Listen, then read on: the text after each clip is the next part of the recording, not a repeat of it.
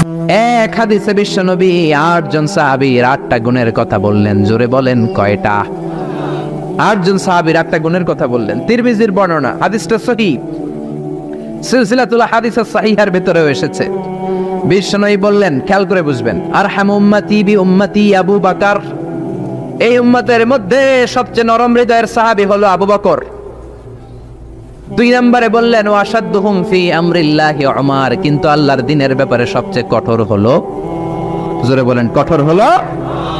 3 নম্বরে বললেন, ওয়া আসদাকুহুম হায়ান উসমান, সবচাইতে লজ্জাশীল সাহাবী হলো আমার উসমান। 4 নম্বরে বললেন, ওয়াকদাহুম আলী, বিচারের রায় সবচেয়ে ভালো দিতে পারতো আমার মেয়ের জামাই আলী। 5 নম্বরে বিশ্বনবী বলেছেন, ওয়া আকরাহুম লিকিতাবিল্লাহি উবাই ইবনে কাব, আল্লাহর এই কোরআনটা সবচাইতে সুন্দর করে যে সাহাবী পড়তে পারতো তার নাম হচ্ছে উবাই ইবনে কাব। আল্লাহু আকবার। ওয়া আ'লামুহুম বিল হালালি ওয়াল হারামি মুআয ইবনে জাবাল, হালাল হারামের ব্যাপারে সবচেয়ে বড় স্পেশালিস্ট সাহাবী ছিল মুআয ইবনে জাবাল। কোন সুবহানাল্লাহ। এরপরে বিশ্বনবী বললেন, ওয়া আফরাদুহুম যায়েদ, ফারায়েজের হিসাব জানে যায়েদ।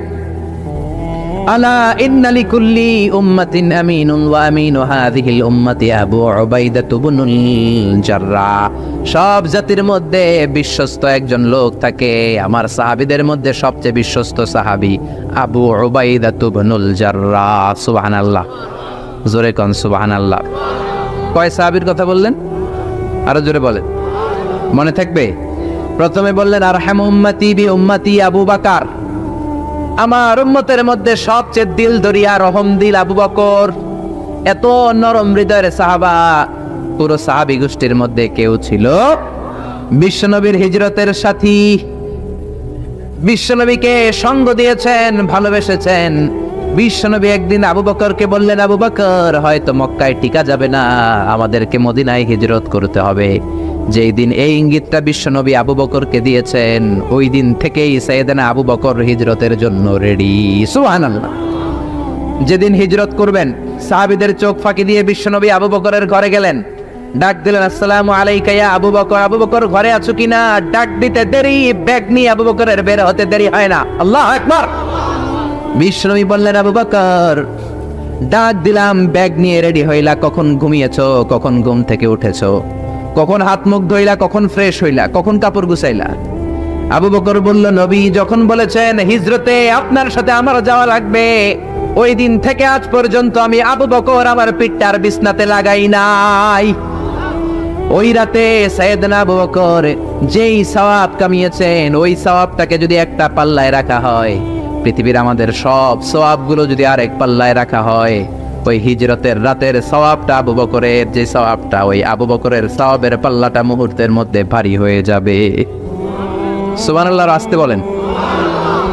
এত নরম হৃদয়ের সাহাবী ছিলেন আবু বকর। নামাজে দাঁড়ালে শুধু কাঁদতেন, এজন্য অনেক সাহাবী ওনারে পছন্দ করতো না।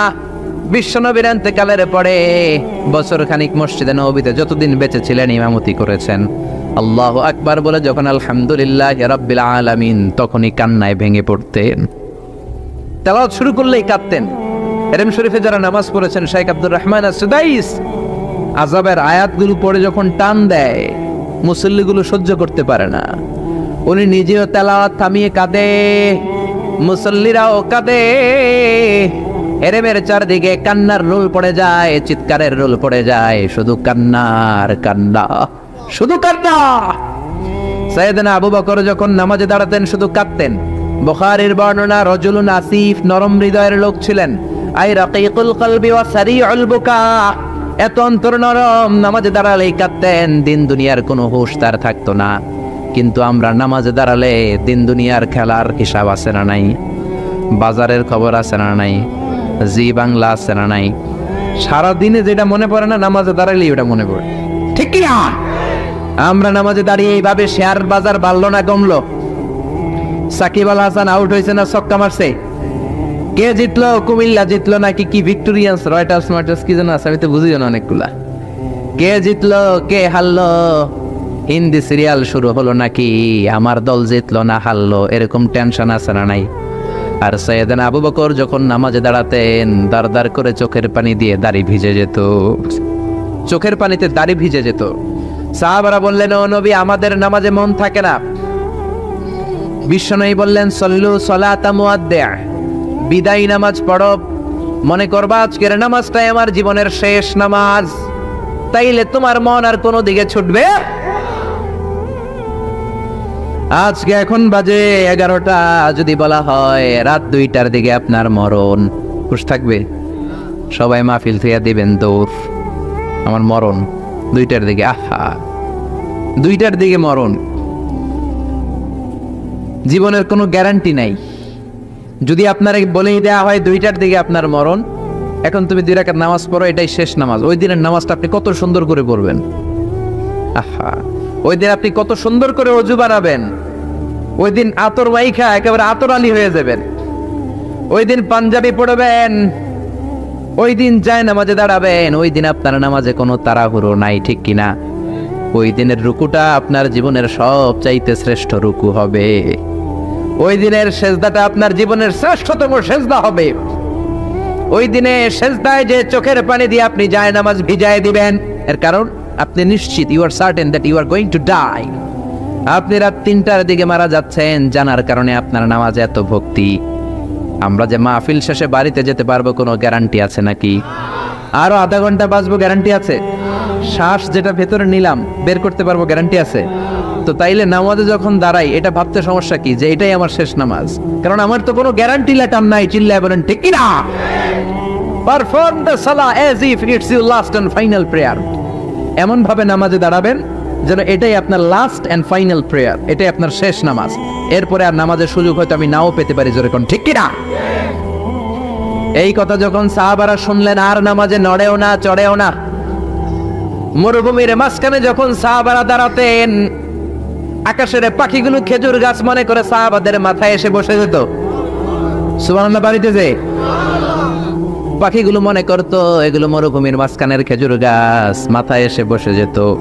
আর আমরা নামাজের মধ্যে দাঁড়ালে আমাদের কোনো খেয়াল থাকে না, আমাদের এদিকে সামনে ডানে বায়ে নজর যায়, ঘড়ির দিকে তাকায়, অনেকে আছে না নেই? নামাজের পর আবার এমনি তাকায়।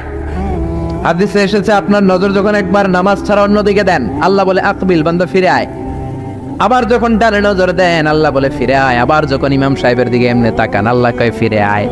3বার নজর দেওয়ার পরে আবার যখন ডানে বায়ে নজর দেন, আল্লাহ বলে লা হাজাতা লি ইলা সলাতিক, তোর এই নামাজের কোনো দরকার আমি আল্লাহর নাই, এই নামাজের কোনো দরকার নাই। এজন্য সালাত পড়তে হবে আর অন্তরে ভয় থাকতে হবে কার?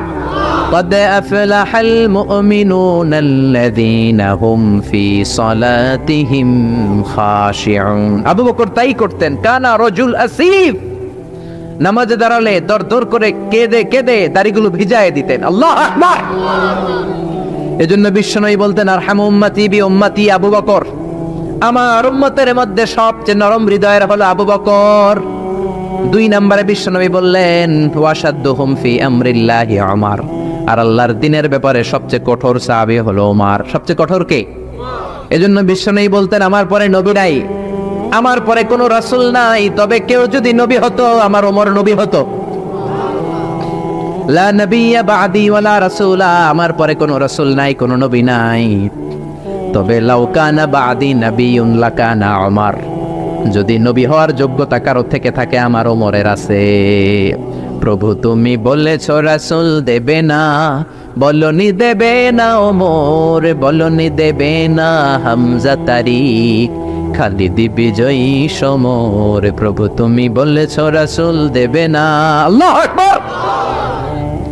এই ওমরের মতো যদি লাঠির বাড়ি দেওয়া যেত, উনি নামাজেও লাঠি নিয়ে দাঁড়াতেন। আমাদের ইমাম সাহেবরা কেবলামুখী, আর পিছন থেকে একামত দেয়, আল্লাহু আকবার, আল্লাহু আকবার, আশহাদু আল্লা ইলাহা ইল্লাল্লাহ, আশহাদু আন্না মুহাম্মাদার রাসূলুল্লাহ, হাইয়া আলাস সালাতি হাইয়া আলাল ফালাহ, قد قامت الصلاة قد قامت الصلاة, আল্লাহু আকবার, আল্লাহু আকবার, লা ইলাহা ইল্লাল্লাহ, আল্লাহু আকবার। সৌদি স্টাইলে একটু একামত শোনায় দিলাম। আমরা তো 2 বাক্যে বলি, আর 1 বাক্যেই বলে। ইমাম সাহেব কিবলামুখী হয়ে দাঁড়ায় আর মুয়াজ্জিন একামত দেয়। ওমরের সুন্নাত, বিশ্বনবীর সুন্নাত এটা ছিল না। ওমরে ফারুক মুসল্লিদের দিকে হয়ে দাঁড়াতেন। ওমরে ফারুকের হাতে থাকতো একটা লাঠি, যার কাতার বাঁকা লাঠির দিয়ে পায়ের উপরে বাড়ি আছে না নাই, এইরকম বাড়ি মেরে মেরে যদি সোজা করা যেত, কাতারে গ্যাপ থাকতো না। বিশ্বনবী বলতেন ওয়াসাদুল খালাল হাযু বাইনাল মানাকিবি ওয়াল আকদাম, এইটার সাথে ওইটা মিলাও। এই সাহাবী তার কাঁধের সাথে এই সাহাবীর কাঁধ মেলাতো, এই সাহাবীর কাঁধের সাথে এই সাহাবীর কাঁধ মেলাতো, এই সাহাবীর ডান পায়ের সাথে ওই সাহাবীর বাম পা, এই সাহাবীর বাম পায়ের সাথে ওই সাহাবীর ডান পা। বুনিয়ানুম মারসুস, সীসা ঢালা প্রাচীরের মতো। নবীর কেউ অ্যাটাক করতে আসলেও যেন আধা ঘন্টা লাগে এই প্রাচীর ভাঙ্গা আসতে, জোরে কোন ঠিক কি না? এই জন্য সাহাবীদের জামা সবার আগে এদিক দিয়ে ছুটতো, ধাক্কাধাক্কির কারণে নামাজে টাইট হয়ে তারা দাঁড়াতো। সাইয়েদনা ওমর ফারুক লাঠি দিয়ে কাতার সোজা করে দিতেন, কারো যদি কাতার বাঁকা হতো লাঠি দিয়ে মারতেন, এই সোজা করো। এই জন্য লাঠিরও দরকার আছে না নাই? আবু বকরের মতো নরম হৃদয়ের সাহাবা যেমনি দরকার, ওমরের মতো গরম দু একটারও দরকার আছে না নাই? আমরা সারা জীবন ওয়াজ করলেও আপনারা নামাজি হবেন না, এটা জানি। যাদের নসিব ভালো দু চারজন হবেন, বেশিরভাগই বেনামাজি। আমি সারা জীবন যদি মাদক নিয়ে ওয়াজ করি, গাঞ্জা খাওয়া বন্ধ হবে? কিন্তু প্রধানমন্ত্রী যদি বলে কালকে থেকে কেউ যদি ইয়াবা টানে, জাগার মধ্যে ওর পিঠের মধ্যে 100 বেত, 10,000 টাকা জরিমানা, 10 বছরের জেল। ইয়াবা বাবা পাওয়া যাবে? আর গাঞ্জা বাবা থাকবে? বাংলাদেশ থেকে গাঞ্জা নাই। প্রধানমন্ত্রী যদি বলে নামাজ না পড়লে 10,000 টাকা জরিমানা, এক ওয়াক্ত ছাড়বি 10,000 টাকা দিবি, বাংলাদেশের সব মানুষ মুসল্লি হয়ে যাবে। এজন্য বিশ্বনবী বলতেন ইন্নাল্লাহা লা ইয়াযাউ বিল কুরআন, আল্লাহ কোরআন দিয়ে যেটা সমাজে করান না, ইয়াযাউ বিস সুলতান, এটা ক্ষমতা দিয়ে করান, ঠিক কি না? প্রধানমন্ত্রী ক্ষমতার মসনদ থেকে মাইরের ঘোষণা দিবে, আর আমরা ওয়াজ কইরা যেমন ওয়াজ আর মাইরের সমন্বয়ে ইসলাম কায়েম করবে কে? শুধু ওয়াজ দিয়ে ইসলাম কায়েম হবে? ওমরে ফারুক তাই করতেন, লাঠি দিতেন, লাঠি লাঠি দিয়ে সোজা করে দিতেন। এজন্য শয়তান ওনারে ভয় পেত। বিশ্বনবী বলেন ওয়াল্লাযী নাফসি বিয়াদি, যে আল্লাহর হাতে আমার আত্মা, ওমর ওই আল্লাহর কসম করে বলি, মা সালাকা আশ-শাইতানু সালিকান ফাজ্জান ইল্লা সালাকা ফাজ্জান গায়রা ফাজ্জি, তোমার যদি ইবলিস কোন রাস্তা দিয়ে আসতে দেখে, ইবলিসের বাপের কিনা, ইবলিস ওই রাস্তা থুইয়া আরেক রাস্তা দিয়ে হাঁটে। ওমর তোমার যদি শয়তান দেখে তুমি এই দিক দিয়ে আসো, শয়তান জীবনও এই রাস্তা দিয়ে চলবে না, আরেক রাস্তা দিয়ে শয়তান দেয় দৌড়। ও মিয়া, যেই লোকরে শয়তান ডরায় ওই লোকের ইমানটা কেমন ছিল জোরে বলেন আল্লাহু আকবার। মুনাফিকের বাচ্চারা ভয় পেত ওমরে ফারুককে, জমের ভয়। এমনকি বিশ্বনবীর বিবিরাও ভয় পেত। বিশ্বনবীর বিবিরা মাঝে মাঝে নবীরে ধরতো, ও নবী আমার এইটা লাগবে ওইটা লাগবে। বিশ্বনবী বললেন লাগবে লাগবে, বললে তালাক দিয়ে দিব, যাও তালাক দিয়ে দেব। ধনী সাহাবীর কাছে যে বিয়ে বসো, আমি নবীর কাছে থাকলে এভাবেই থাকতে হবে। কিন্তু বিবিরাও ছাড়ার পাত্র না। সব বিবিরা একবার বিশ্বনবীরে ধরলেন, ধরে বলে ও নবী, আয়েশার বাড়িতে যেদিন থাকেন ওই দিন সাহাবীরা বেশি বেশি হাদিয়া পাঠায় কেন? আমাদের ঘরে যেই দিন থাকেন হাদিয়া পাঠায় না কেন? আচ্ছা, ইমাম সাহেবের বাড়িতে কে হাদিয়া পাঠাবে, কি গিফট দিবে তার, এটা কি উনার বিষয়? যিনি দিবে এটা উনার বিষয়, ঠিক কি না? বিবিরা বললেন আমাদের ঘরেও যেন হাদিয়া পাঠায়, আপনি মসজিদে এলান দিয়ে দিয়েন। বিশ্বনবী কয় আমি পারুম না, বিবিরা কয় পারতেই হবে। বিশ্বনবী বললেন না না, আমি এই কথা মসজিদে বলতে পারবো না। বিবিরা বললেন আপনি বলতেই হবে। ইন দা মিন টাইম দরজার বাইরে থেকে কে যেন সালাম দিল, আসসালামু আলাইকুম ওয়া রাহমাতুল্লাহ। বিশ্বনবী বললেন ওয়া আলাইকুম আসসালাম। বিশ্বনবী বুঝলেন সালামটার কারণ না, এটা ওমরের সালাম। বিশ্বনবী সালামের উত্তর দিয়া বিবিদের দিকে তাকায় দেখে একটা বিবিও নাই, সব অন্দরমহলে দৌড়। সুবহানাল্লাহ কইবেন না? এই ভয়টা কিন্তু আবার ডাকাইত দেখলে যেই ভয় ওইটা না, এটাকে আরবিতে বলে হাইবাত। হাইবাত ওমর, ওমরের হাইবাত এমন ছিল, শয়তান ভয় পেত, মুনাফিকরা জমের মতো ভয় পেত। আমাদের মা উম্মুল মুমিনিন বিশ্বনবীর বিবিরা ওমরের কে ভয় পেত। সুবহানাল্লাহ। আমরা বাচ্চারা যদি না খায়, খেতে চায় না, আমার এক মেয়ে ছোট্ট খেতে চায় না, গল্প বলে খাওয়াই, আমি এদিক দিয়ে খাওয়াইলে ওদিকে দৌড়, এদিক দিয়ে ধরলে ওদিকে দৌড়। আপনাদের ছেলে মেয়েদের একই অবস্থা, বাচ্চারা খেতে চায় না, ঘুমাতে চায় না। তখন আমরা বলি ঘুমা, না হলে বাঘ আসবে বাঘ, বিড়াল আসবে বিড়াল। আপনারা কি কন? আর ওরাতে হ্যাঁ বিলাই বিলাই আইব, কুত্তা আইব।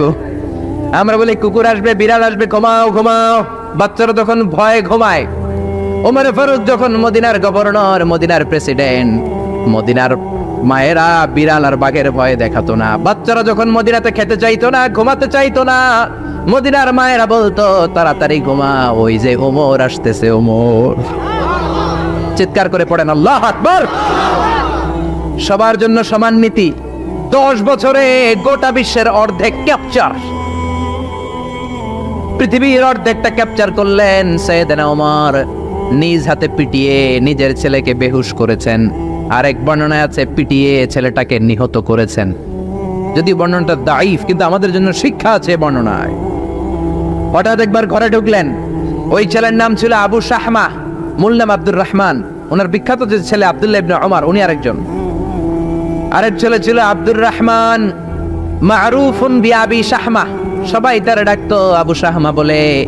একদিন ঘরে ঢুকে দেখে মদের গন্ধ পাওয়া যায়। আবু শাহমারে বললেন, ইয়া আবা শাহমা আশারিবতা খামরান, মদ খাইছস? কয় না আব্বা, শারিবতু নাবিজান, নাবিজ খেয়েছি। খেয়াল রাখবেন, মদ হারাম, মদ খেলে আসিবেন, কিন্তু নাবিজ খাওয়া হালাল।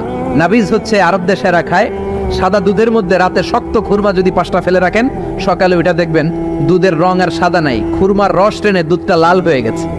এটা খেলে স্বাস্থ্যের জন্য আরব দেশে খুব ভালো, কিন্তু এটা রাতে ভিজাইলে সকালেই খাইতে হবে। এটা যদি 3 দিন রেখে দেন, 4 দিন রেখে দেন, এটা তারির মতো মদ হয়ে যাবে, মাতলামি হবে, খাওয়া যাবে না।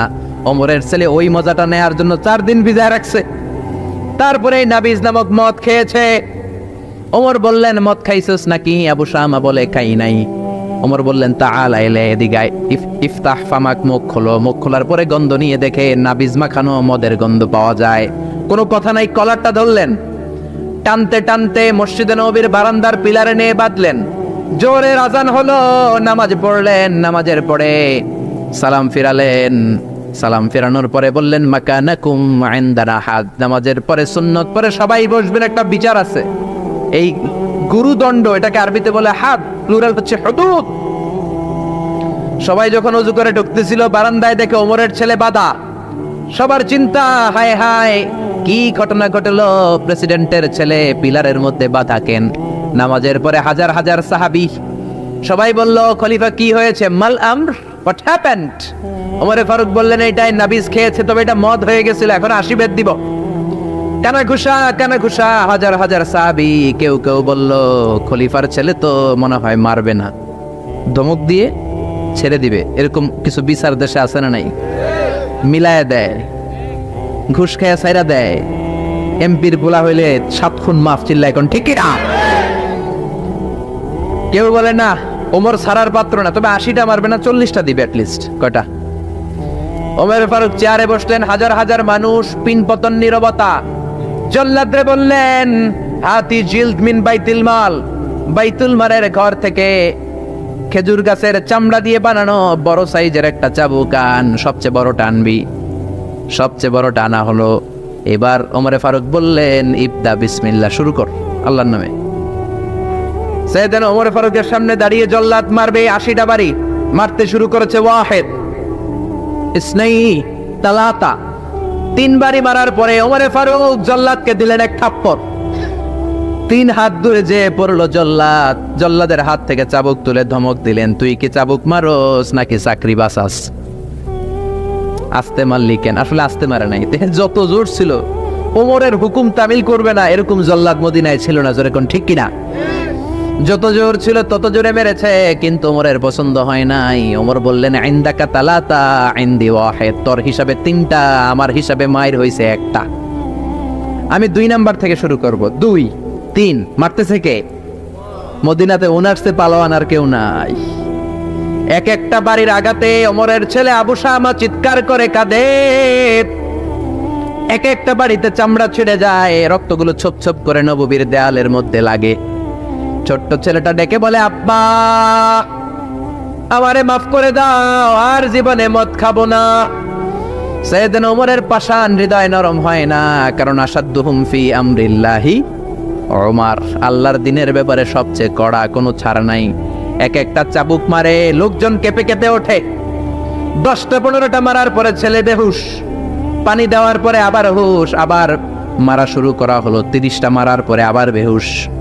এইবার আবু শাহমার মা ওমরের বউ এসে ওমরের পা ধরে ডেকে বলে, ওমর তোমার পায়ে ধরে ক্ষমা চাই, আমার কলিজার টুকরা বাজানটারে তুমি মেরে দিও না। 80টা বেত মারতে হবে, মেরেছো 30টা, আরো মারবা 50টা।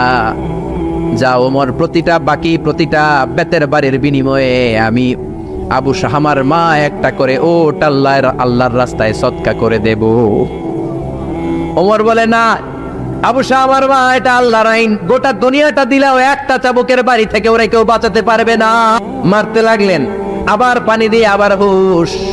ওমরের বাড়ি যে খেয়েছে সে বুঝেছে 50টা বাড়ি মারার পরে আবু শাহামা দুনিয়া থেকে শেষ।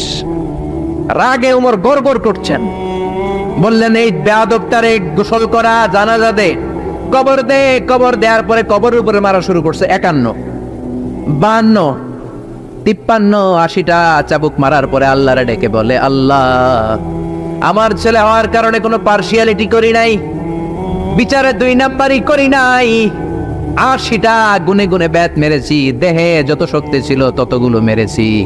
কিয়ামতের ময়দানে জালিম ওমর বলে তুমি কিন্তু আমারে ডাকতে পারবা না, আল্লাহ জালিমদের কাতারে আমারে উঠাতে পারবা না, আমারে জালিম বলতে পারবা না। ওইরকম ওমরের দরকার আছে না নাই? ওই ওমরের লাঠির বাড়ি যদি থাকতো দেশটারে মদিনা বানায় দিত কে? চোরদের হাত যদি কাটা যেত দেশটারে সুন্দর করতো কে? একটা জিনাখোরের ফাঁসি যদি বাইতুল মুকাররমের স্কয়ারের মধ্যে দিয়ে দেয়া হতো, এরপরে আর জিনা হতো? একটার ফাঁসি হয়ে গেলে আর তনুর মতো কোনো নারীকে ধর্ষিতা হওয়া লাগতো না, খাদিজার মতো কোনো মেয়েকে কেউ কোবানোর সাহস পেত না। জোরে বলেন ঠিক কি না? একটা চোরের হাত জুমার নামাজের পরে বাইতুল মুকাররমের স্কয়ারের সামনে যদি কেটে দেয়া হয় আর কোনো চোর পাওয়া যাবে নাকি? জোরে বলেন। তবে আমচোর, জামচোর, কলাচোর ওই চোর না, যেই চোরগুলো বড় বড় জিনিস চুরি করে, ব্যাংক চুরি করে, দেশের টাকা চুরি করে, এক কলমের খোঁচায় 1000 কোটি টাকা চুরি করে, ওই চোরদের হাত কাটতে হবে। শেয়ার বাজার খায়া ফেলায়, হলমার্ক খায়া ফেলায়, দেশের টাকা খায়া ফেলায়, সুইজারল্যান্ডে সব টাকা পাঠায়, এরকম বড় বড় চোর আছে না নাই? ইসলামী বিচার যদি শুরু হয় আগে বড় চোরদের বিচার দিয়ে শুরু হবে। চিল্লায় বলেন ঠিক কি না? এই জন্য বিশ্বনবী বলতেন আসাদ্দুহুম ফি আমরিল্লাহি ওমর, আল্লাহর বিধান বাস্তবায়নে সবচেয়ে কঠোর ছিল ওমর। এক নারী এসে বলল, ওমরে ফারুক আমার স্বামী আমারে তালাক দিয়েছে 100টা। কয়টা? শুনতেছেন? একটু জিমাই গেলেন মনে হয়। আমার স্বামী আমাকে 100 তালাক দিয়েছে। কয় তালাক? আসলে দিতে হবে কয় তালাক? তাও একটা একটা করে, ঠিক কিনা? ওমরে ফারুক ডেকে আনলেন, স্বামীরাও আনলেন, বউরে আনলেন। ও স্বামী কয় তালাক দিছো? কয় 100টা দিছি। ওমরে ফারুক বললেন তালাক হচ্ছে মিন শাআইরিল্লাহ, এটা আল্লাহর নিদর্শন, আল্লাহর নিদর্শন নিয়ে ফাইজলামি করার অনুমতি তোরে দিছে কে? 3 তালাকে তোর বউ তালাক, বাকি 97 তালাক তোর পিঠের উপরে পড়বে। সুবহানাল্লাহ। বাড়িতে যে বউরে 100 তালাক দিছে এক ডাকায়, ওমরে ফারুক বললেন 3 তালাকে তোর বউ তালাক, বাকি 97 তালাক তোর পিঠে। এজন্য লাঠির দরকার আছে না নাই? ওমরে ফারুক জোহরের নামাজের ইমামতি করলেন। নামাজের পরে দেখলেন একদল লোক গোল হয়ে বসে জিকির করে, আসরের পরেও দেখলেন গোল হয়ে জিকির করে, মাগরিবের পরে দেখলেন সব লোক কাজে চলে যায়, ওই একদল লোক জিকির করে। ওমরে ফারুক বললেন মান আনতুম, তোমরা কারা? কয় নাহনু আল মুতাওয়াক্কিলুনা আলাল্লাহ, আমরা আল্লাহর উপর তাওয়াক্কুলকারী, তো কাজবাজ নাই, খালি জিকির করো। খাও দাও কিভাবে? তা আমাদের জিকির দেখে লোকজন খানা দিয়া যায়। ওমরে ফারুক বললেন তাহলে তো তোমরা মুতাওয়াক্কিলুনা আলাল্লাহ নও, তোমরা হচ্ছে আল মুতাওয়াক্কিলুন বা'দুকুম আলা বা'দ, একে অপরের উপর তাওয়াক্কুলকারী, যারা তোমাদের জন্য রুটি নিয়ে আসছে এদের উপর তাওয়াক্কুলকারী। কে বলেছে নামাজের পরে বসতে? ফাইদা কুদিয়াস সালাতু ফান্তাশিরু ফিল আরদ ওয়াবতাগু মিন ফাদলিল্লাহ, নামাজ শেষ তো বের হয়ে যাও। ছাত্র যাবে স্কুলে, জনপ্রতিনিধি যাবে, মেম্বার অফ দ্য পার্লামেন্ট যাবে পার্লামেন্টে, শিক্ষক যাবে কলেজে, যারা ব্যবসায়ী তারা যাবে বাজারে। তোমরা কোনো কাজ করো না, বসে থাকো কেন? খবরদার আজকের নামাজের পরে যদি কোনো নামাজের পরে যদি গোল হয়ে বসে থাকতে দেখি, পিটাইয়া মসজিদে নববী থেকে বের করে দেব। কাজ করতে যা, এলাকায় যে কাজ কর, বিবি বাচ্চার খবর নিয়ে চিল্লা এখন ঠিক না? ছাড় দেন নাই, পিটাইয়া মসজিদ থেকে বের করে দিয়েছেন। আল্লাহু আকবার। এজন্য বিশ্বনবী বলেছেন আরহাম উম্মতি বি উম্মতি আবু বকর। সাহাবীদের মধ্যে সবচেয়ে কোমল হৃদয়ের অধিকারী কে ছিল? আর সবচেয়ে কঠোর কে ছিল? 3 নম্বরে বিশ্বনবী বললেন ওয়াসদাকুহুম হায়ান উসমান, সবচেয়ে লজ্জাশীল সাহাবী উসমান। নারীরা এত লজ্জাশীল ছিল না, সাইয়েদনা ওসমান যতটা লজ্জাশীল ছিল। এখন আমাদের সমাজে লজ্জা শরমের বালাই নাই। কি করে আমরা বেশরম হব, বেলাল্লাপনা, অশ্লীলতা কি করে ছড়াবো, এগুলো ট্রেনিং সেন্টার আমাদের ঘর। জি বাংলায় আমাদেরকে ট্রেনিং দেয়া হয় শাড়িটা কেমনে পরলে শরীর বেশি দেখা যায়, পেট খালি, পিঠ খালি, কপালের উপরে এক নক্তা আছে না নাই? জোরে কোন? কপাল পোড়া। প্রতিদিন আমরা ট্রেনিং প্রাপ্ত, প্রতিদিন জি বাংলা স্টার জলসায় শাশুড়ি আর বউয়ের মধ্যে কেমনে গিরিঙ্গি লাগানো যায়। আচ্ছা ভাই, বিশ্বনবী বললেন ইযা লাম তাস্তাহি ফাসনা মা শিতা, যদি শরম না থাকে তোর যা মন যায় তাই করতে পারবি। এই জন্য আল হায়াউ শু'বাতুম মিনাল ঈমান, লজ্জা হলো ঈমানের অঙ্গ, যার লজ্জা নাই তার ঈমান। এজন্য লজ্জা শরমের দরকার আছে না নাই? বিশ্বনবী ছোট্টবেলা থেকেই লজ্জাশীল ছিলেন। বিশ্বনবীর দুধমা হালিমা তিনি বলেন 2 বছর মুহাম্মদ আমার দুধ খেলো, 5 বছর ছেলেটারে আমি পাললাম, 5 বছরের লালন পালন করেছি, 5 বছরের মধ্যে শিশু মুহাম্মদকে আমি কোনোদিন কাঁদতে দেখি নাই। ব্যথা পেলেও মুহাম্মদ কাঁদে না, ক্ষুধা লাগলেও মুহাম্মদ কাঁদে না, শুধু লজ্জাস্থানের জায়গা থেকে কাপড়টা একটু সরে গেলে শিশু মুহাম্মদ কেঁদে দেয়। ছোট্ট বাচ্চা ব্যথা পায়, কাঁদে না। বিশ্বনবী কাঁদতেন না, ক্ষুধা লাগলে কাঁদতো না, লজ্জাস্থান থেকে কাপড় সরলেই কাঁদতো। বিশ্বনবীর বয়স 7 কিংবা 8। মক্কাতে কাবা নির্মাণ হবে। মক্কার সবাই কয় আমরা সবাই এই কাজে অংশগ্রহণ করব, কাবা ঘর বানাইলে ওটাতে সব আছে না নাই? তো কিভাবে অংশগ্রহণ? পাথর কেটে কেটে পাথর দিয়ে কাবা বানাবে। সবাই পাথর টানে, বিশ্বনবীও টানে। বিশ্বনবীর বয়স 7 কিংবা 8, উনার বয়সের ছেলেরা সবাই পরনের লুঙ্গি খুলে কাঁধের মধ্যে রেখেছে, আর কাঁধের উপরে একটা করে পাথর টানে যাতে ব্যথা না পায়। ছোট্ট বাচ্চারা লুঙ্গি খুলে ফেলে না? গ্রীষ্মকালে দেখবেন পুকুর একটা পাইলে লুঙ্গি থুইয়া সবটি সাঁতার, আছে না নাই? পিড়াইয়া উঠানো যায় না, সবগুলো ডুবায়, চোখগুলো লাল করে ভূতের মতো হয়ে ওঠে। এলাকায় পুকুর টুকুর নাই বোধহয়? আছে আছে আছে। বিশ্বনবী লুঙ্গি খোলে না, সবগুলো সমবয়সের বাচ্চা লুঙ্গি খুলে ভাঁজ করে এখানে রেখে একটা পাথর টানে। আমার নবী 2টা করে টানে। সবাই টানে কয়টা করে? নবী টানে কয়টা করে? সব বাচ্চারা লুঙ্গি খোলা, বিশ্বনবী লুঙ্গি পরনে। আবু তালেবের চোখে এটা পড়লো। আবু তালেব বলে, ও ভাতিজা মুহাম্মদ, তোমার বয়সের বাচ্চারা লুঙ্গি খুলে পাথর টানে, সবাই টানে একটা, তুমি টানো 2টা। কেন রে ভাতিজা, তুমিও লুঙ্গি খোলো, লুঙ্গিটা কাঁধে রেখে তারপরে পাথর টানো। বিশ্বনবী বললেন, না চাচা, আমার সমস্যা নাই, আমি লুঙ্গি খুলবো না। চাচা কয় খোলো। আমরা অনেক বাচ্চাদেরকে বলি, আর তুই ছোট মানুষ, খোল বেটা, খোল খোল খোল, কিচ্ছু হবে না, বলি না? কখনো এগুলো বলবেন না। ও ছোট্ট হলে ওর একটা প্রেস্টিজ আছে না নাই? ওর একটা আত্মসম্ভ্রম বোধ আছে না নাই?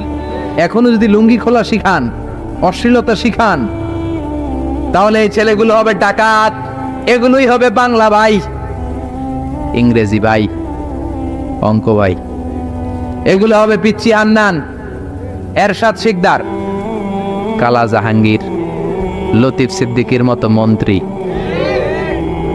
ঠিক, আরো আসতে বলেন। এখন থেকে যদি লাজুকতা শিখান, ভদ্রতা শিখান, কোরআন শিখান, তাহলে এই ছেলেগুলো বড় আলেম হবে, মুফাসসিরে কোরআন হবে। এই ছেলেগুলো হাফেজ জাকারিয়ার মতো হবে, ফজলে রাব্বি আদেলের মতো হবে, বড় বড় ইমাম হবে, মুফাসসির হবে। চিল্লায় বলেন ঠিক কিনা? চাচা বলে, মোহাম্মদ লুঙ্গি খোলো। আরে ছোট মানুষ খোলো। বিশ্বনবী বলে, না, আমি ছোট হতে পারি কিন্তু লুঙ্গি খুলবো না, আমার কোনো সমস্যা নাই। চাচাকে, আরে খোলো মিয়া, বলে লুঙ্গির গোছা ধরে টান দিছে। টান দিতে দেরি, মুহূর্তের মধ্যে বিশ্বনবী বেহুশ হয়ে জমিনে পড়ে যায়। বিশ্বনবীর জীবদ্দশায় পৃথিবীর কোন মানুষ বিশ্বনবীর লজ্জাস্থান দেখে? জোরে বলেন, দেখে? এজন্য খবরদার, তোমার বোনের পেট পিঠ খালি থাকতে পারবে না, কপালে এক নোক্তা থাকতে পারবে। তোমার বোন বললেই তুমি তারে পাখি ড্রেস কিনে দিতে পারবা না, লেহেঙ্গা 2 পিস 3 পিস কিনে দিতে পারবা না। তুমি যদি এগুলো আদরের বোনকে কিনে দাও, আল্লাহর সুপ্রিম কোর্টের কাঠ গড়াতে তোমারও আসামি করে দাঁড় করাবে কে? বাবা খবরদার, মেয়েদের সব আবদার পূরণ করবেন না। হেজাব পরানো শিখান, বোরকা পরানো শিখান। একটা মেয়ে যখন বোরকা পরে রাস্তায় বের হয়, মনে হয় জান্নাতের হুর দুনিয়ায় এসেছে। একটা মেয়ের সৌন্দর্য তো হেজাবে, সৌন্দর্য তো বোরকার ভেতরে, সৌন্দর্য তো পর্দার ভেতরে। চিল্লা এখন ঠিক কিনা? আবার কিছু নানি আছে বয়স 90, উনি হাত মোজা পা মোজা, আর সাথে 16 বছরের 18 বয়সের নাতনিরে নিয়ে বের হইছে। এমন দৃশ্য এলাকার সব পোলারা পিছনে পিছনে লাইন ধরে, আছে না নাই? মায়ের বয়স 60, হাত মোজা পা মোজা। আপনি হাত মোজা পরছেন কেন? আপনি তো অল্প কাপড় পরে বেরোলেও কোনো সমস্যা নাই। আপনি তো এক্সপায়ার্ড, আপনার ডেট এক্সপায়ার্ড, ঠিক কিনা? আপনার দিকে তাকাবে না সুন্দরী সুরুষী অষ্টাদশী মায়াবিনী কাজল কালো চোখ মেঘ কালো কেশ আপনার ওই নাতনির দিকে লুলুপ দৃষ্টি দিয়ে বখাটেগুলো তাকাবে, ঠিক কিনা? এজন্য খবরদার, মেয়েদেরকে পর্দা শিখান, মেয়েদেরকে ভদ্রতা শিখান, মেয়েদেরকে ইসলাম শিখান। ফ্যামিলিটারে জান্নাত বানায় দিতে পারে কে? এজন্য বিশ্বনবী বললেন ওয়াসদাকুহুম হায়াআন উসমান, সবচাইতে লজ্জাশীল সাহাবী ছিল কে? মনে থাকবে নি? ওসমান নামটা সুন্দর না? ছেলে পেলে হইলে এগুলো রাখবেন তো? কি রাখবেন? কি অদ্ভুত অদ্ভুত নাম রাখে। এক লোক অনেকদিন পরে বাতিজারে দেখতে আসছে বাসায়, ঢাকাতে, গ্রামের সবজি টবজি নিয়ে গেছে। তো বাতিজারা বলে, বাতিজা তোমার নাকি এক ছেলে এক মেয়ে? বলে জি চাচা, দোয়া করবেন, এক ছেলে এক মেয়ে, একটু ডাকো তোমার ছেলে আর মেয়েরে। বাতিজা ডাক দিছে ব্রাশ ফায়ার, ব্রাশ ফায়ার শুই না চাচা দিছে দৌড়। বাতিজাও পিছন থেকে দৌড়ায়, চাচাও দৌড়ায়। বাতিজা কয় দাঁড়ান চাচা, চাচা কয় আমার বয়স 80 হয়েছে রে বাতিজা, আমার তুই ব্রাশ ফায়ার করিস না। বাতিজা কয় চাচা এটা ওই ব্রাশ ফায়ার না, ছেলের নাম ব্রাশ, মেয়ের নাম ফায়ার। আছে না নাই? কিয়ামতের দিন আল্লাহ ইউদাউনা ইয়াউমাল কিয়ামাতি বিআসমাইকুম ওয়া বিআসমাই আবাইকুম, কিয়ামতের দিন আল্লাহ তোমাদের নাম ধরে, তোমাদের বাবাদের নাম ধরে ডাকবে। ফাহসিনু আসমাআকুম, তোমাদের নামগুলো সুন্দর করে রেখো। সুবহানাল্লাহ। রাখবেন, ওসমান নামটা রাখবেন তো, ছেলে হইলে রাখবেন। এরপরে বিশ্বনবী বলেছেন ওয়াকদাহুম আলী, সবচেয়ে ভালো বিচারের রায় দিতে পারতো আমার মেয়ের জামাই আলী। বিচারের রায় হবে একটা কিতাব দিয়ে, কিতাবটার নাম কি? আপনাদের উচ্চ আদালত আর নিম্ন আদালতে তো এই কিতাব দিয়ে রায় হয় না? হাইকোর্ট, সুপ্রিম কোর্টে এটা দিয়ে রায় হয় নাকি? এই কোরআনটা দিয়ে যদি সব বিচারের রায় হতো, কেউ মাজলুম হতো না। কোরআন দিয়ে রায় হলে ওই রায়ে কোনো স্কাইপি কেলেঙ্কারি থাকে? কোরআন দিয়ে রায় হলে ঘুষ খাওয়ার সুযোগ থাকে? কোরআন দিয়ে রায় হলে এক দলের কথা শুনে আরেক দলের উপর কোনো জুলুম করার সুযোগ থাকে? এজন্য রায় দিতে হবে কি দিয়ে? وَمَنْ لَمْ يَحْكُمْ بِمَا أَنزَلَ اللَّهُ فَأُولَئِكَ هُمُ الْكَافِرُونَ। সুবহানাল্লাহ। আল্লাহ 3 বার বললেন কোরআন দিয়ে যে রায় দেয় না, বিচারের রায় যারা কোরআন দিয়ে ঘোষণা করে না, এক জায়গায় বললেন জালেম, এক জায়গায় কাফের, এক জায়গায় ফাসিক। এজন্য কোরআন দিয়ে বিচারের রায় হওয়ার দরকার আছে না নাই? কোরআনকে সংসদে পাঠানোর দরকার আছে না নাই? এমনি এমনি হেঁটে চলে যাবে কোরআন সংসদে, নাকি পাঠাইতে হবে? ভালো নেতা বানাইতে হবে, যারা কোরআন মানে, যারা কোরআনের পক্ষে, এরকম নেতা বানানোর দরকার আছে না নাই? এজন্য বিশ্বনবী বলেছেন মান ক্বালা বিহি সাদাকা, কোরআন দিয়ে যে কথা বলে তার কথা সত্য কথা নাকি মিথ্যা। ওয়া মান আমিলা বিহি উজরা, কোরআন দিয়ে আমল করলে আমল নামায় সওয়াব আছে না নাই? বেশি না কম? ওয়া মান হাকামা বিহি আদালা, কোরআন দিয়ে যে বিচারের রায় দেয় ওইটাই সবচেয়ে সেরা বিচার, ঠিক কি না? আল্লাহ দেশে কোরআনের বিচার কায়েম করুক, পড়ে না আমিন। 5 নম্বরে বিশ্বনবী বললেন ওয়া আকরাহুম উবাই ইবনে কাব, সাহাবীদের মধ্যে সবচাইতে সুন্দর তেলাওয়াত করতে পারতেন, তাসবিহের সাথে সবচাইতে সুন্দর তেলাওয়াত করতে পারতেন উবাই ইবনে কাব। কি নাম? এগুলো জানেই না, জানতেও চায় না, খালি নাম মুখস্থ করে, সালমান খান, শাহরুখ খান, অমুক খান, তমুক খান। পড়েন উবাই ইবনে কাব। উনি ছিলেন সবচেয়ে বড় কারি। বিশ্বনবী কিন্তু তারাবির সালাত এইভাবে পড়তেন না, কিয়ামুল লাইল করতেন। রাতের সালাত সবসময় 8 রাকাতের বেশি বিশ্বনবীর ছিল না। ওমরে ফারুকের সময় উনি এই উবাই ইবনে কাবের নেতৃত্বে মসজিদে নববীতে 20 রাকাত তারাবি চালু করে দিলেন। সুবহানাল্লাহ। বাড়িতে যে কার নেতৃত্বে? উবাই ইবনে কাবের নেতৃত্বে। আর বললেন নি'মাল বিদআতু হাযিহি, কত সুন্দর একটা বেদাত চালু করে দিলাম। ওনাদের বেদাত চালু করার অথরিটি ছিল, কারণ তারাই ছিলেন দিনের ধারক এবং বাহক। চিল্লায় এখন ঠিক কি না? কেমন করে উনি কোরআন পড়তেন? বিশ্বনবী একদিন উবাইকে বললেন, ও উবাই, ইন্নাল্লাহা আমারানি আন আকরা আলাইকা ইয়া উবাই, আল্লাহ আমাকে আদেশ করেছেন যেন আমি নবী নিজে তোমার কাছে যে কোরআন শোনাই। কল্পনা করতে পারেন বিশ্বনবীর উপর কোরআন নাজিল হয়, আর বিশ্বনবীরে বলা হলো, আল্লাহ বিশ্বনবীরে বললেন ও নবী আপনি উবাইয়ের কাছে যে কোরআন শোনাবেন। এই কথা শুনে উবাই সহ্য করতে পারে নাই, চিৎকার দিয়ে বলেন নবী আসাম্মানি, আসলে কি আমার নামটা ধরে আল্লাহ বলছে যে আমার কাছে এসে কোরআন শোনাতে? বিশ্বনবী বললেন, বালা, হ্যাঁ, তোমার নামটাই আল্লাহ ধরে বলেছে। উবাই চিৎকার দিয়ে কেঁদে কেঁদে বললেন, ও নবী, এই কোন কথা আপনি আবার শোনালেন? আপনার উপর কোরআন নাজিল হয় আর আপনি এসে আমার কাছে কোরআন শোনাবেন। এটা ছিল বিশ্বনবীর অভ্যাস। সাহাবীদের কাছে উনি কোরআন শোনাতেন, আবার সাহাবীর কাছ থেকে নিজে শুনতেন। এজন্য বাবা ছেলের কাছে শোনাবেন, বলেন, ও ছেলে, ও আমার কলিজার টুকরা বাজান, দেখ তো আমি সূরা 3 তেলাওয়াত করি, আমারটা হয় কিনা। আবার ছেলেরে বলবেন, ও বাবা, তুমি একটু সূরাতুদ দুহা তেলাওয়াত করে শোনাও। শান্তি আর কি লাগে? What do you mean by peace? What is the definition of peace? শান্তি কি? শান্তি হচ্ছে আপনিও কোরআন পড়বেন, ছেলেও পড়বে, বিবিও পড়বে, এটাই শান্তি, ঠিক কি না? বাবা ছেলেরে কোরআন শোনাবেন, ছেলে বাবারে কোরআন শোনাবা, স্বামী স্ত্রীরে শোনাবেন, স্ত্রী স্বামীরে শোনাবেন, শাশুড়ি বৌমারে শোনাবেন, বৌমা শাশুড়িরে শোনাবেন। তাহলে আর ঝগড়া হবে না, ঠিক কিনা? বাবা যদি বলে 3 জন মিলে সূরা ইয়াসিন মুখস্থ শুরু করলেন, 2 দিন পর পর খোঁজ নেন, ও ছেলে, ওরে বাবা, তোর কয় আয়াত মুখস্থ হয়েছে? আমার হয়েছে 20 আয়াত। ছেলে বলে, বাবা, তোমার মাত্র 20 আয়াত, আমি তো মুখস্থ করে ফেলছি 30 আয়াত। ছেলেদের মেধা, বাচ্চাদের ব্রেন শার্প হয়, ঠিক কিনা? বিবি বলবে, আমি রান্নার কারণে বেশি করতে পারি না, আমি করছি 7 আয়াত। আহা, এরকম ফ্যামিলি আমরা চাই কি চাই না? ফ্যামিলিটা যদি এরকম হয় আর কি লাগে, ঠিক কিনা? এজন্য আকরাহুম লিউবাই, সাহাবীদের মধ্যে সবচাইতে চমৎকার কণ্ঠে কোরআন তেলাওয়াত করতো উবাই ইবনে কাব। এইজন্য বেশি বেশি কোরআন তেলাওয়াতের দরকার আছে না নাই? একটা অক্ষর তেলাওয়াত করলে 10টা নেকি দিবে কে? 10টা করে নেকি। একটা করে আয়াত তেলাওয়াত করবেন, জান্নাতে আপনার বিল্ডিং কে 1 তলা লম্বা করে দিবে কে? পৃথিবীর কোন গ্রন্থের ব্যাপারে এরকম ঘোষণা আছে নাকি? শ্রীমদ ভগবত গীতা তেলাওয়াত করলে 1 অক্ষরে কয় নেকি? ওম নমো ভগবতী বাসুদেবায়, কটা সওয়াব হইছে? ওম শান্তি বললে কয় সওয়াব? কিন্তু বিসমিল্লাহির রহমানির রহিম বললে আমল নামায় সওয়াব আছে না নাই? পড়বেন। প্রতিদিন আমাদের সকাল শুরু হবে কোরআন দিয়ে, জোরে কোন ঠিক কিনা? 6 নম্বরে বিশ্বনবী বললেন, ওয়া আ'লামুহুম বিল হালালি ওয়াল হারামি মুআয ইবনে জাবাল। সাহাবীদের মধ্যে হালাল হারামের ব্যাপারে সবচাইতে স্পেশালিস্ট সাহাবী ছিল মুআয ইবনে জাবাল। আমরা এখন হালাল হারাম বাছি না, হালাল হারাম সব খাই। সুদ খাই, ঘুষ খাই, যৌতুক খাই, রাস্তার রডও খাই, মসজিদের টিন খাই, ত্রাণের গম খাই, ঠিক কিনা? আছে না নাই? সব খাই। এত ক্ষুধা, রড খায়া ফেলায়, সিমেন্টের বস্তা খায়া ফেলায়, ইটাও খায়া ফেলায়, কেমনে হজম করে আল্লাহ জানে। রাস্তার ইটা নাই, ত্রাণের মালামাল নাই, সব খায়া ফেলাইছে, আছে না নাই? আল্লাহ বলেন সবটা খাইস না, হালালটা খাইস। কোনটা খাইবেন?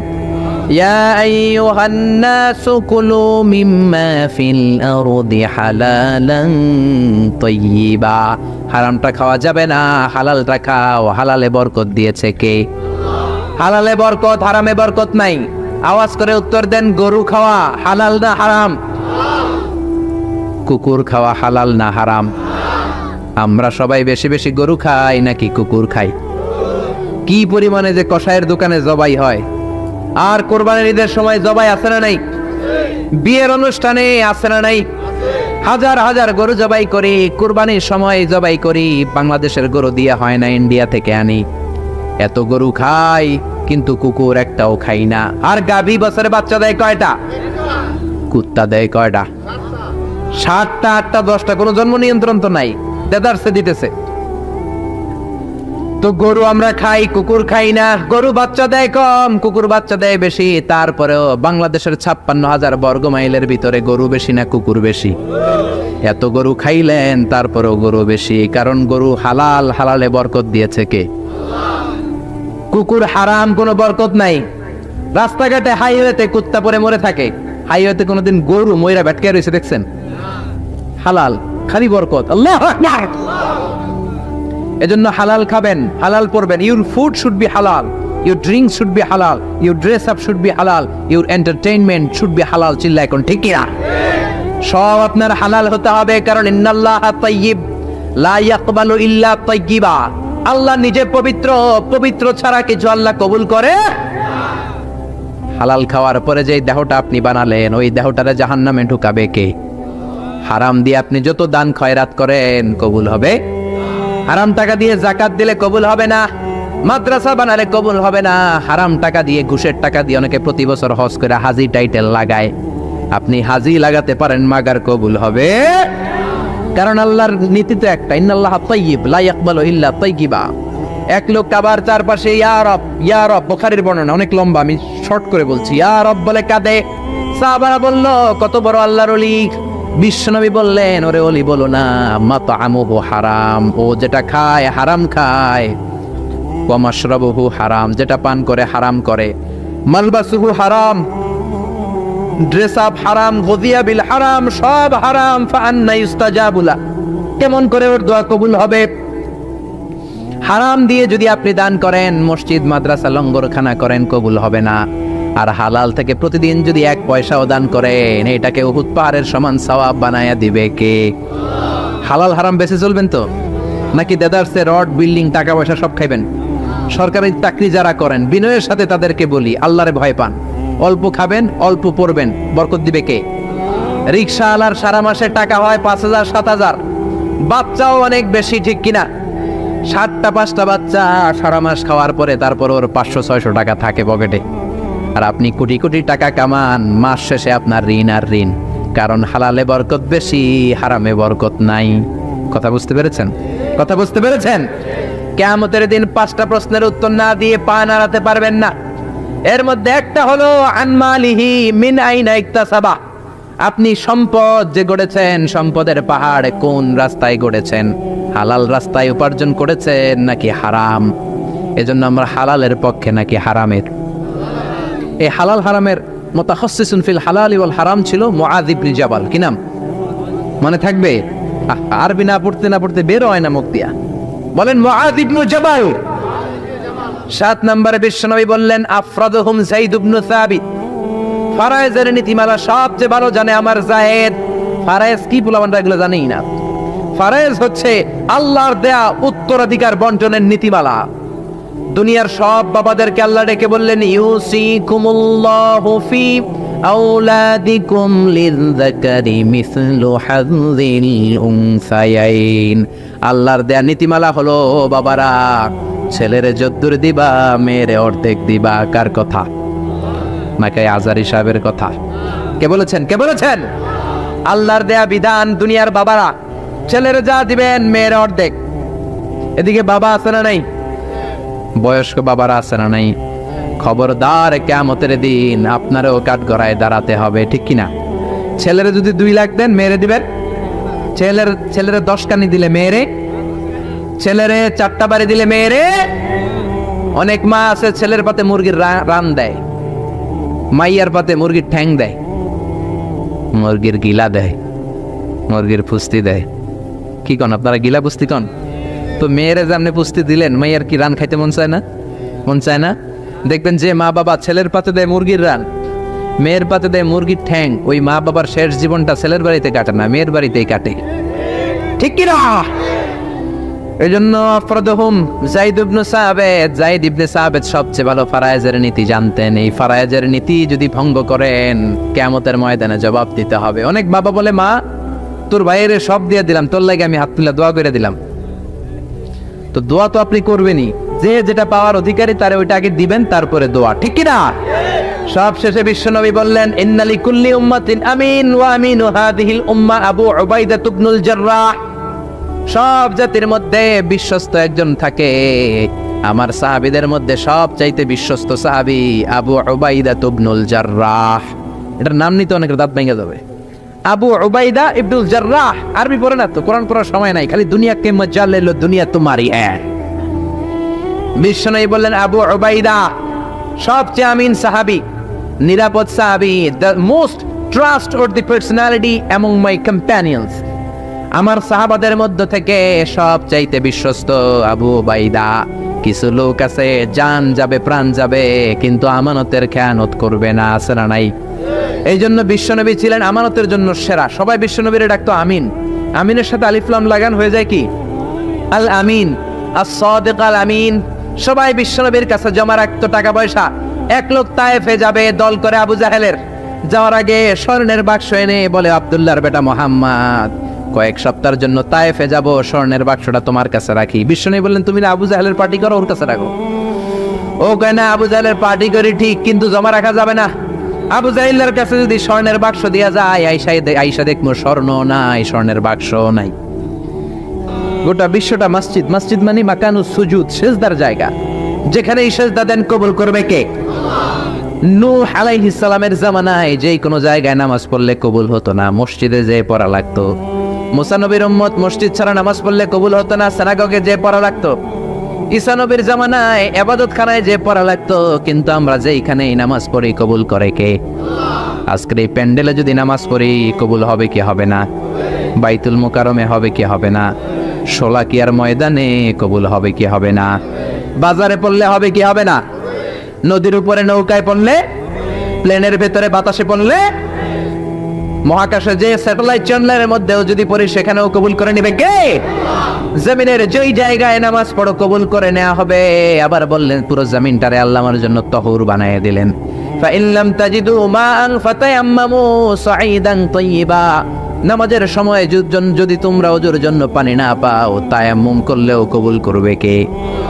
এই সব জায়গায় নামাজের অনুমতি আর তায়াম্মুম, এটা কোন নবীর ছিল না, এটা স্পেশালি আল্লাহ বিশ্ব নবীকে দিয়েছেন। সুবহানাল্লাহ। মা আয়েশাকে নিয়ে বিশ্বনবী বানুল মুস্তালিকের যুদ্ধ থেকে রওনা হলেন। প্রতিমধ্যে মা আয়েশার গলার স্বর্ণের হার চুরি হয়েছে কিংবা হারিয়ে গিয়েছে। মা আয়েশা কান্নাকাটি করলেন, আমার হার, আমার হার। মেয়েদের স্বর্ণ হারাইলে খবর আছে না নাই? গোটা দুনিয়া ভাঙ্গা গেল, কিছু বলবে না। যদি স্বর্ণ একটা হারায়, বাড়ি তামা তামা করে ফেলবে, ঠিক কিনা? যে কয় ঠিক, মানে অভিজ্ঞতা আছে অনেক। নারীরা স্বর্ণ পছন্দ করে, তো মা আয়েশা তো নারী, উনি বললেন, নবী আমার স্বর্ণ হারিয়েছে। বিশ্বনবী বললেন, কাফেলা থামাও, গলার হার খোঁজো। সবাই মিলে গলার হার খুঁজতে খুঁজতে মাগরিবের নামাজের সময় প্রায় শেষ হয়ে যায়। এবার সবাই মিলে আবু বকর রে বকে, তোমার মাইয়ার কারণে আজকে এই দশা। তোমার মেয়ে যদি গলার হারটা না হারাইতো, তাহলে তো আমরা যেখানে পানি আছে ওইখানে পৌঁছে যেতাম, ওখানে নেমে ওযু করে নামাজ পড়তাম। তোমার মেয়ের কারণে আজকে এই দশা, এখন সবার নামাজ কাজা, নবীর নামাজও কাজা। আল্লাহ বললেন, খবরদার, এই মেয়েটারে গালি দিবি না, এই মেয়েকে গালি দেয়া যাবে না। আয়েশার সম্মানে আজকে আমি তায়াম্মুমের বিধান নাজিল করে দিলাম। فَإِن لَّمْ تَجِدُوا مَاءً فَتَيَمَّمُوا صَعِيدًا طَيِّبًا। কোথাও যদি ওযুর জন্য পানি না পাও, মাটি দিয়ে তায়াম্মুম করো, কবুল করে নিবে কে? মা আয়েশা বলতেন, আমাকে আল্লাহ এমন 5টা জিনিস দিয়েছেন, বিশ্বনবীর কোনো বউকে আল্লাহ দেন নাই। 1 নম্বরে আমি বিশ্বনবীর একমাত্র কুমারী বউ, বাকি বউগুলা ছিল বিধবা। এর আগে কয়েকটা করে বিয়ে হয়েছে, শুধু আমারই বিয়ে হয় নাই। সুবহানাল্লাহ। 2 নম্বরে আমি যখন শীতের রাতে নবীর সাথে এক লেপের নিচে ঘুমাতাম, তখনও জিব্রাইল কোরআন নিয়ে নাজিল হয়ে যেত। অন্য বিবিদের সাথে যখন কোনো ঘরে এক খাটের মধ্যে শুয়ে থাকতো, তখন কোনোদিন কোরআন নাজিল হয় নাই। শুধু মা আয়েশার সাথে যখন থাকতো তখন কোরআন নাজিল হতো। সুবহানাল্লাহ। আবার মা আয়েশা বলতেন, আমার ঘরে বিশ্বনবীর কবর। আবার বিশ্বনবী যখন তার শেষ নিঃশ্বাসটা ত্যাগ করেছেন, বিশ্বনবীর মাথাটা ছিল আমার কোলের উপরে। আবার বিশ্বনবী বলতেন, ও দুনিয়ার মানুষেরা শোনো শোনো, ওযুর পানি না থাকলে যে তায়াম্মুম করে নামাজ পড়ো, এটাও তোমরা আমার কারণে পেয়েছো। আল্লাহু আকবার। এজন্য বিশ্বনবী বলতেন, জুইলাত লি আল আরদু কুল্লুহা মাসজিদান ওয়া তাহুরা।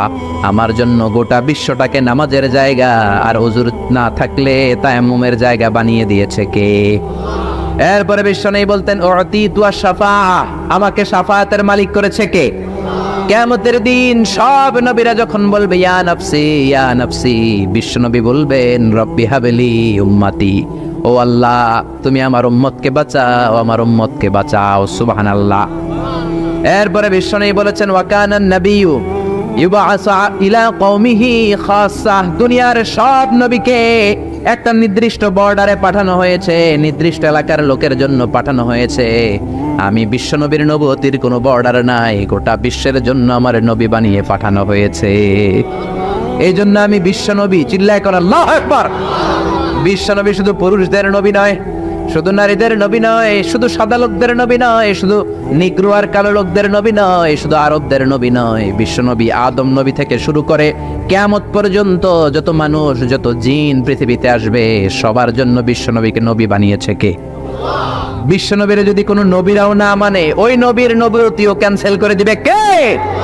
এজন্য আল্লাহ বললেন মুহাম্মাদুর রাসূলুল্লাহি ওয়াল্লাযীনা মাআহু আশিদ্দাউ আলাল কুফফারি রুহামাউ বাইনাহুম।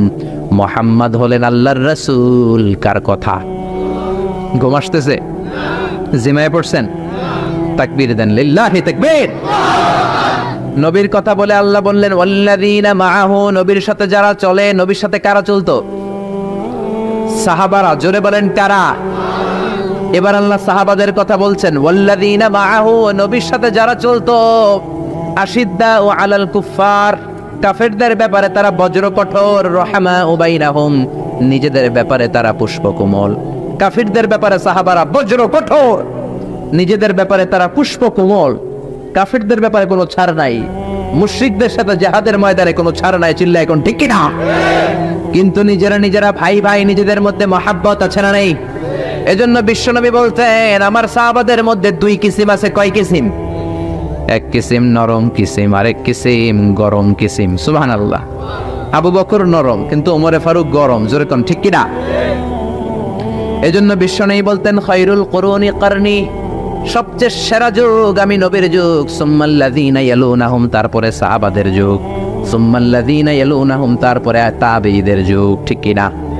সাহাবারা হচ্ছে পৃথিবীর শ্রেষ্ঠ সন্তান, তাদের চেয়ে শ্রেষ্ঠ সন্তান পৃথিবী জন্ম দিতে পারে নাই। চিল্লায় বলেন ঠিক কি না? এজন্য সাহাবাদেরকে ভালোবাসার দরকার আছে না নেই? তাকে সাহাবীদেরকে গালি দিবেন, সাহাবীদেরকে ঘৃণা করবেন। সাহাবীদেরকে যদি গালি দেন, যদি ঘৃণা করেন, যদি সমালোচনা করেন, আপনার ঈমান থাকবে?